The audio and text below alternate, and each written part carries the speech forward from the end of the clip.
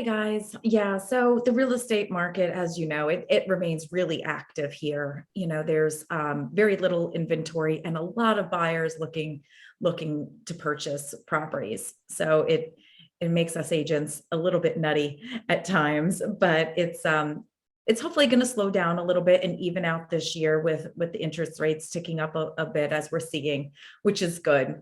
But one thing that's important, is that when you're dealing with real estate, you really do want to find somebody that is full-time in what they do, completely committed to their industry, and always learning and following the trends of the market. When you're in a market that is so busy, one of the things that I do is I work closely with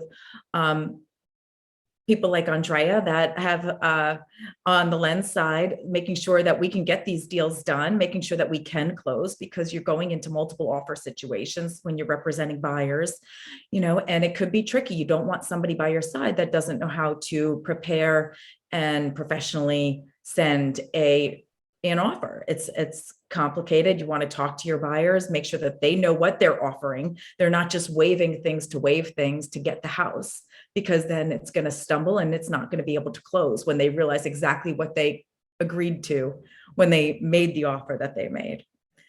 So it's incredibly important to have an agent that takes their time with the buyer, makes sure that they know exactly what the terms are that they're agreeing to when they put in an offer, and making sure that the offers are submitted in a way that follows what the listing agent is asking for, and is communicating with the listing agent, and puts that buyer in the best position possible to get that house.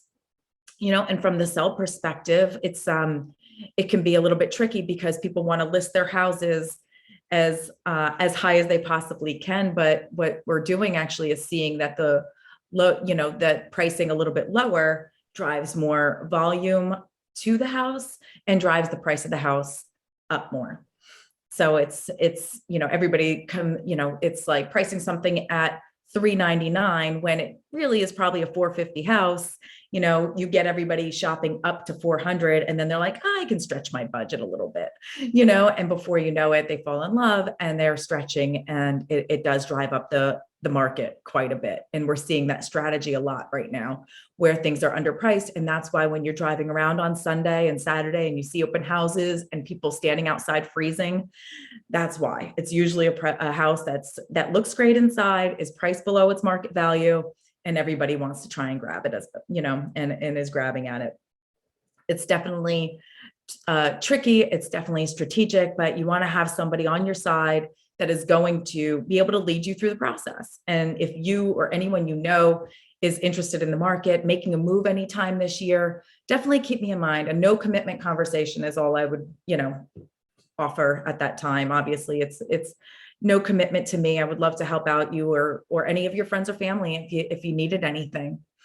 And that's just kind of what I do and how I position myself. I think I'm short of my 10 minutes though. Yep, still have about 5 minutes. if I know. Any questions? Anybody making a move this year or curious about the local market? What do you suggest for people who want to sell their home, but they're not sure where they're going to go next? Because if there's nothing to buy, sure. A lot of people that are selling now, they're doing a lease back. So they'll sell and it's contingent on them finding a new home, or they'll lease back for 30 or 60 days to allow them a little bit of extra time to find something. Some people consider renting, but the rental market's very hot as well. It's, the rental market, the prices just keep going up, and we're seeing multiple applications even on single family rentals and apartment units. So that could be tricky as well. Wow. And are Erin, I'm sorry, go ahead. I was just going to ask quickly, for somebody who's looking to buy a home, are there any suggestions that you give them that they should start thinking about now? Because a lot of the common mistakes is that people wait until they're ready to buy the house, and then they realize that there was a lot of stuff that they should have done beforehand. Yeah, save more money. You always need more than you think, and the more you can put down, the better your offer will be. We used to have a thing called like a a seller concession where you can roll some of your closing costs into your mortgage, but those are a thing of the past. And I've had a buyer try it in this market, and it's not a good position to be in, so make sure that you save as much as you can. It'll always help your offer to have more of a down payment or not have to worry about closing costs and things like that. Erin, I was going to piggyback off of what Marilla just said about if someone comes to you and they haven't got the money or have secured some loan or what have enough collateral. Obviously you would rather have somebody who has the money to be able to put a down payment. Do you have trusted advisors who you can refer? Yeah, there are ways for people that don't have all that to get into this real estate market. Again, there is a seller concession in houses that just hit the market this week, that are updated, that has the line out the door. That's not the house for you, most likely. You want something that's been on the market, and it's sad to say, but I'm going to say 2 weeks or more. You want something that's been on the market where the seller's like, okay, I want to get this done already. I thought my house was going to sell faster, and it hasn't. So they're willing to concede on a few things, or willing to take maybe a little bit of a lower offer to keep more cash in your pocket from that perspective. Right. Okay. Thanks. Have you seen the rental properties be as crazy as the regular houses, or does it really depend? Yeah, multiple applications. I do leasing management for 2 apartment buildings as well, a 3rd later this year. And we get calls every day, every week. Do you have availability? And we are just full. I've never seen the properties as full so consistently as I've seen this past year. And we get calls every day. I've got, I work with renters as well. And again, there's, multiple application on even rental units. But on the purchase and the sale of rental properties, is there as much of a demand there, or is that not as high? Yeah, I work with some investors and doing like 2 to 4 family, multifamily homes. They tend to look at towns that have train systems. They love Madison. Even Dover is a very popular area. Dover and like that Western. I've got somebody that likes to pick up not just multifamilies, but single family homes as rentals, because those rent actually pretty high now. So it's definitely increased from what I've seen in previous years. Erin, I have a question. As interest rates potentially rise and consistently keep rising, do you see some of the buyers dropping out of the market? Not yet, at least. I think, and Andrea, you can speak to this as well. I mean, they're still, even in the low 4s, they're still, quote, historically low, so I think that it's not scaring people off too much.